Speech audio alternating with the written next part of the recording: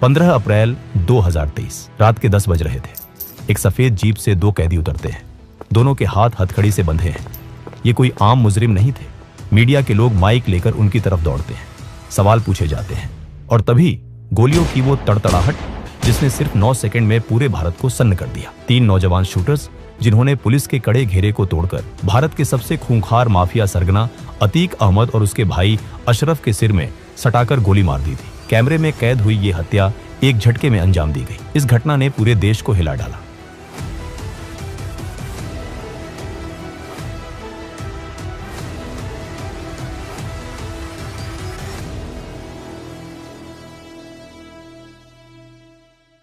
साल 1979। उत्तर प्रदेश का पुराना इलाहाबाद शहर, जिसे आज हम प्रयागराज कहते हैं, और उसका एक बदनाम इलाका चकिया मोहल्ला। इसी मोहल्ले में फिरोज नाम का एक तांगे वाला रहता था। उसके बड़े बेटे का नाम था अतीक अहमद। घर में तंगी थी, गरीबी थी, लेकिन अतीक के अंदर बचपन से ही एक अलग तरह की जिद थी। उसे पढ़ाई लिखाई में कोई खास दिलचस्पी नहीं थी। 1979 आते आते 17 साल का अतीक 10वीं के एग्जाम में फेल हो गया, पर उसे इस बात का कोई दुख नहीं था। उसकी नजरें तो कहीं और थीं। उसे ताकत चाहिए थी, पैसा चाहिए था, और वो भी शॉर्टकट से। अतीक ने सबसे पहले मालगाड़ियों से कोयला चुराने का धंधा शुरू किया। वो अपने कुछ दोस्तों के साथ रात के अंधेरे में कोयला चुराता और उसे ब्लैक में बेच देता। इसी चोरी चकारी के बीच अतीक के हाथों पहली बार खून हुआ। उसके खिलाफ एक हत्या का मुकदमा दर्ज हुआ। उस दौर में इलाहाबाद में जुर्म करना कोई छोटी बात नहीं थी, लेकिन अतीक को समझ आ गया था कि लोगों के अंदर डर पैदा करके ही वो पैसा और पावर कमा सकता है। धीरे धीरे उसने रेलवे के ठेकेदारों से हफ्ता वसूलना शुरू कर दिया।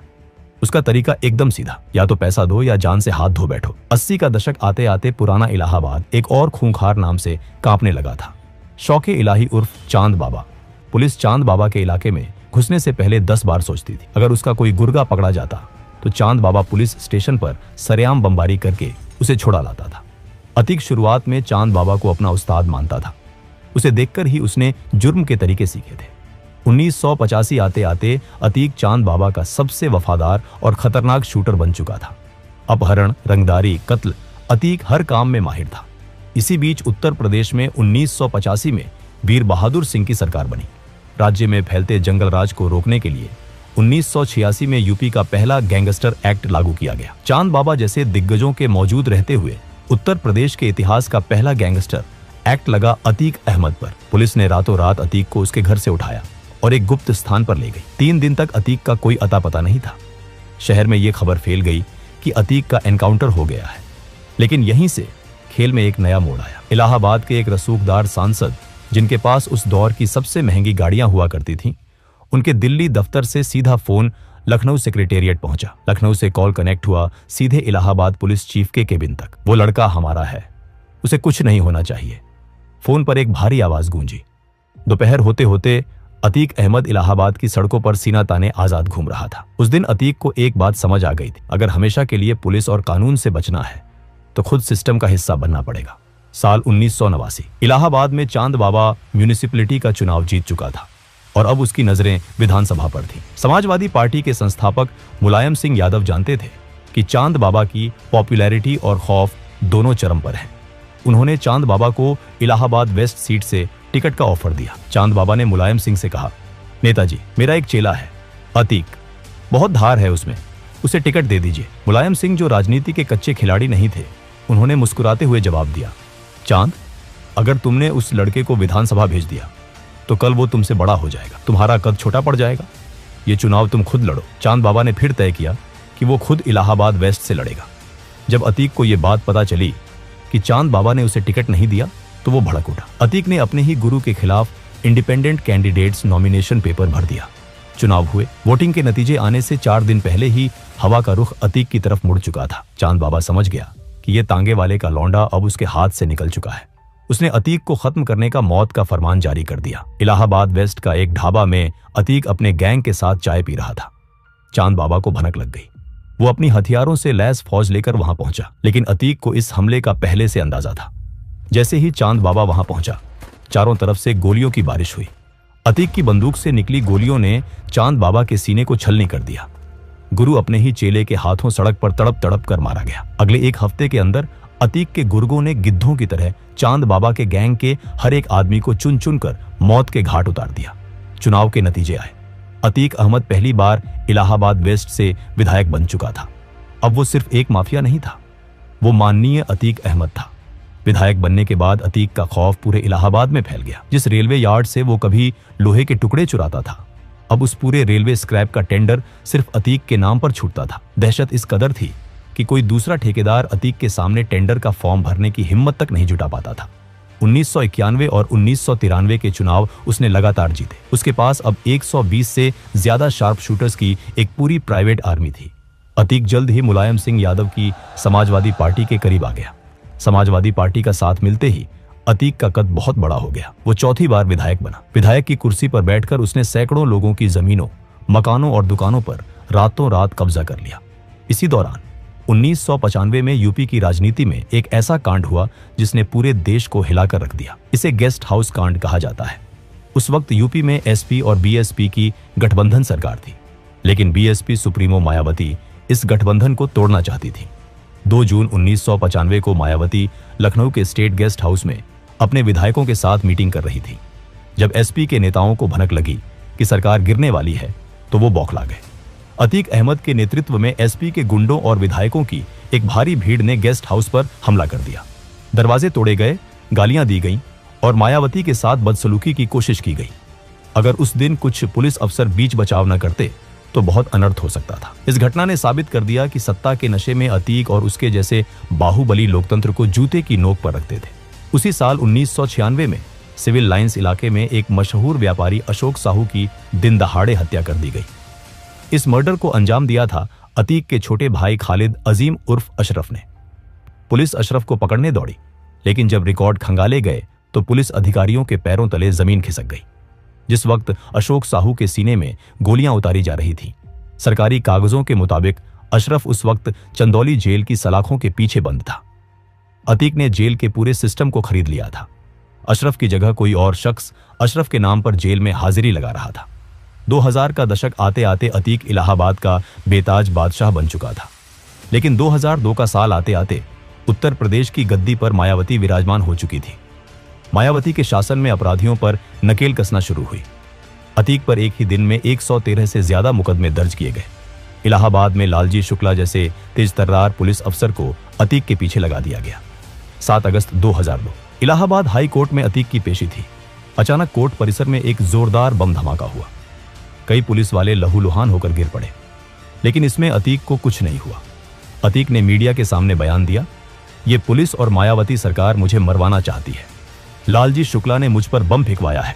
लेकिन जब पुलिस ने जांच की और 1 लाख नाम के एक शख्स को गिरफ्तार किया, तो जो सच सामने आया उसने सबको चौंका दिया। ये बम धमाका खुद अतीक और उसके पिता ने पुलिस पर दबाव बनाने और जनता की सिंपैथी बटोरने के लिए करवाया था। जब पत्रकारों ने इंस्पेक्टर लालजी शुक्ला से पूछा कि क्या उन्होंने बम फेंकवाया था, तो शुक्ला ने मुस्कुराते हुए जवाब दिया, अगर मैं बम फेंकवाता तो अतीक अहमद जिंदा नहीं बचता। इसके बाद 2004 के लोकसभा चुनाव में मुलायम सिंह यादव ने अतीक को फूलपुर सीट से टिकट दे दिया। जिस सीट से कभी पंडित जवाहरलाल नेहरू चुनाव जीतकर देश के प्रधानमंत्री बने थे, उसी सीट से अब एक ऐसा इंसान चुनाव लड़ रहा था जिसके ऊपर हत्या और अपहरण के दर्जनों केस थे। अतीक ये चुनाव लगभग 64,000 वोटों से जीत गया। वो अब सांसद था। सांसद बनने के बाद इलाहाबाद वेस्ट की उसकी विधायक वाली सीट खाली हो गई।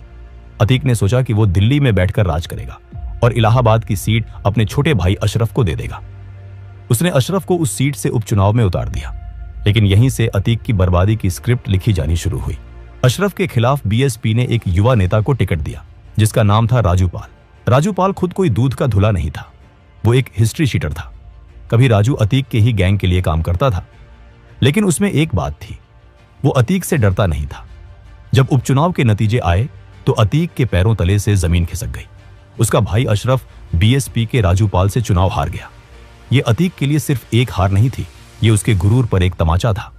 जिस इलाहाबाद में लोग उसके नाम से थरथर कांपते थे, वहां कोई उसके भाई को कैसे हरा सकता है। अतीक को लगा कि अगर उसने राजू पाल को नहीं हटाया तो शहर से उसका खौफ खत्म हो जाएगा। 25 जनवरी 2005 राजू पाल अपनी गाड़ी से जा रहे थे, तभी अतीक के शूटरों ने भरे बाजार उनकी गाड़ी को घेर लिया और AK-47 से गोलियों की बारिश कर दी। राजू पाल के शरीर में 19 गोलियां उतारी गईं। उसके समर्थक उसे लहूलुहान हालत में ऑटो में डालकर अस्पताल की तरफ भागे। 5 किलोमीटर के उस रास्ते में 4 पुलिस स्टेशन पड़ते थे। लेकिन अतीक के शूटर उस चलती हुई गाड़ी पर लगातार फायरिंग करते रहे। किसी खाकी वर्दी की हिम्मत नहीं हुई कि वो बीच में आकर इसे रोके। इस पूरे रोंगटे खड़े कर देने वाले हत्याकांड का एक चश्मदीद गवाह था राजू पाल का चचेरा भाई उमेश पाल। राजू पाल की मौत के बाद उस सीट पर दोबारा उपचुनाव हुए। मायावती ने राजू पाल की 9 दिन की विधवा पूजा पाल को अतीक के खिलाफ मैदान में उतारा। पूजा पाल अपने हाथों की मेहंदी दिखाकर स्टेज पर रोती थी, लेकिन जिस अशरफ को 2 महीने पहले जनता ने नकार दिया था, उसी अशरफ को जनता ने डर के मारे भारी मतों से जिता दिया। लेकिन फिर 2007 में यूपी के चुनाव हुए और मायावती पूर्ण बहुमत के साथ मुख्यमंत्री बनी। मायावती भूली नहीं थी कि 1995 के गेस्ट हाउस कांड में अतीक ने क्या किया था। सत्ता में आते ही उन्होंने सबसे पहले अतीक अहमद पर नकेल कसनी शुरू की। अतीक के गैंग का पूरा रिकॉर्ड तैयार किया गया। करोड़ों की संपत्ति जब्त कर ली गई। अतीक के सिर पर इनाम घोषित हो गया। सरकार बदलते ही समाजवादी पार्टी ने भी अतीक से पल्ला झाड़ लिया। जो अतीक कभी पुलिस को अपनी जेब में रखता था, वो अब एक चूहे की तरह अपनी जान बचाने के लिए दर दर भाग रहा था। दिल्ली पुलिस ने उसे पीतमपुरा के एक फ्लैट से गिरफ्तार कर लिया। अतीक जेल की सलाखों के पीछे था, लेकिन 2008 में जब भारत अमेरिका न्यूक्लियर डील पर संसद में वोटिंग होनी थी, तो सरकार बचाने के लिए एक सांसद की जरूरत थी। मुलायम सिंह यादव ने अतीक को जेल से बाहर निकलवाया ताकि वो संसद में वोट कर सके। अतीक अहमद को पुलिस कस्टडी में संसद लाया गया ताकि वो वोट डाल सके, लेकिन अतीक ने यहां गद्दारी की। उसने पार्टी के खिलाफ जाकर वोट किया, जिसके बाद मुलायम सिंह ने उसे हमेशा के लिए पार्टी से निकाल फेंका। राजनीति से मिलने वाला सहारा खत्म हो गया। साल 2017 उत्तर प्रदेश की सियासत में एक बहुत बड़ा बदलाव आया। बीजेपी की सरकार बनी और योगी आदित्यनाथ मुख्यमंत्री बने। नई सरकार का रवैया एकदम साफ था, माफियाओं के खिलाफ जीरो टॉलरेंस। मुख्यमंत्री योगी आदित्यनाथ ने विधानसभा के पटल पर खड़े होकर वो ऐतिहासिक दहाड़ लगाई थी, जिसकी गूंज से उत्तर प्रदेश का हर माफिया कांप उठा था। अतीक अहमद के खिलाफ पीड़ित परिवारों ने मुकदमा दर्ज कराया। उसके परिवार के खिलाफ वो समाजवादी पार्टी के द्वारा पोषित माफिया है और उसकी कमर को तोड़ने का काम हमारी सरकार ने किया है। इस माफिया को मिट्टी में मिला देंगे। और इसके बाद शुरू हुआ ऑपरेशन क्लीन। अतीक की 70 करोड़ से ज्यादा की अवैध संपत्तियों पर सरकार के बुलडोजर गरजने लगे। उसके गैंग के गुर्गों को चुन चुन कर सलाखों के पीछे धकेला जाने लगा। लेकिन अतीक का अहंकार कम नहीं हुआ। 2018 आते आते अतीक देवरिया जेल में बंद था, लेकिन जेल उसके लिए कैदखाना नहीं, बल्कि उसका नया हेडक्वार्टर था। लखनऊ के एक बड़े व्यापारी मोहित जायसवाल को अतीक के गुंडों ने सरेआम अगवा किया और सीधे देवरिया जेल के अंदर लेकर आए। जेल के अंदर अतीक और उसके गुंडों ने मोहित जायसवाल को बेरहमी से पीटा और हथियारों के जोर पर उसकी करोड़ों की प्रॉपर्टी अपने नाम लिखवा ली। जेल के अधिकारी तक उसकी जेब में थे। जेल के अंदर हुई इस गुंडई का सच जब बाहर आया तो पूरे देश में हाहाकार मच गया। सुप्रीम कोर्ट ने खुद इस मामले में दखल दिया और आदेश दिया कि उसे उत्तर प्रदेश की किसी भी जेल में रखना सुरक्षित नहीं है। 23 अप्रैल 2019 को कड़े पहरे के बीच अतीक अहमद को गुजरात की साबरमती जेल में शिफ्ट कर दिया गया। लेकिन अतीक का अहंकार अभी भी जिंदा था। उसे लगा कि साबरमती जेल में बैठकर भी वो उत्तर प्रदेश को अपनी उंगलियों पर नचा सकता है। फरवरी 2023 राजूपाल हत्याकांड का मुख्य गवाह उमेश पाल, जो पिछले 18 सालों से अतीक के खिलाफ डटकर खड़ा था, अतीक की आंखों में चुभ रहा था। उसने साबरमती जेल से एक साजिश रची। 24 फरवरी 2023 की दोपहर प्रयागराज। जैसे ही उमेश पाल अपनी गाड़ी से उतरा, अतीक का बेटा असद और उसका शूटर गुलाम हथियारों के साथ उस पर टूट पड़े। दिन दहाड़े बम और गोलियों की बौछार कर दी गई। उमेश पाल और उसकी सुरक्षा में लगे 2 पुलिसकर्मियों को मौत के घाट उतार दिया गया। इस पूरे हमले का वीडियो सीसीटीवी में कैद हो गया, जिसने पूरे देश को झकझोर दिया। अतीक ने सोचा था कि वो 2005 की तरह फिर से खौफ पैदा कर देगा और कोई गवाह नहीं बचेगा, लेकिन वो भूल गया था कि अब 2005 नहीं, 2023 चल रहा है और यूपी में सरकार बदल चुकी है। इस घटना के बाद पुलिस और एसटीएफ ने वो तांडव किया जिसकी उम्मीद अतीक ने सपने में भी नहीं की होगी। अतीक के पूरे गैंग को चुन चुन कर निशाना बनाया जाने लगा। कुछ ही हफ्तों में एसटीएफ ने एक एनकाउंटर में अतीक के बेटे असद को मार गिराया। जब साबरमती जेल में अतीक को पता चला कि उसका बेटा मारा गया है, तो वो फूट फूट कर रोया। जो माफिया कभी अदालतों में मूंछों पर ताव देता था, वो साबरमती से प्रयागराज लाए जाते वक्त पुलिस वैन में फूट फूट कर रो रहा था। 28 मार्च 2023 को कोर्ट ने एक पुराने अपहरण मामले में अतीक को उम्र कैद की सजा सुनाई। अपनी पूरी जिंदगी में अतीक पहली बार किसी मामले में कानूनी रूप से सजा पा रहा था। 15 अप्रैल 2023 की वो रात। प्रयागराज का कॉल्विन अस्पताल। अतीक अहमद और उसके भाई अशरफ को मेडिकल चेकअप के लिए लाया गया था। दोनों के हाथों में हथकड़ी थी। मीडिया का जमावड़ा लगा था। लाइव कवरेज चल रही थी।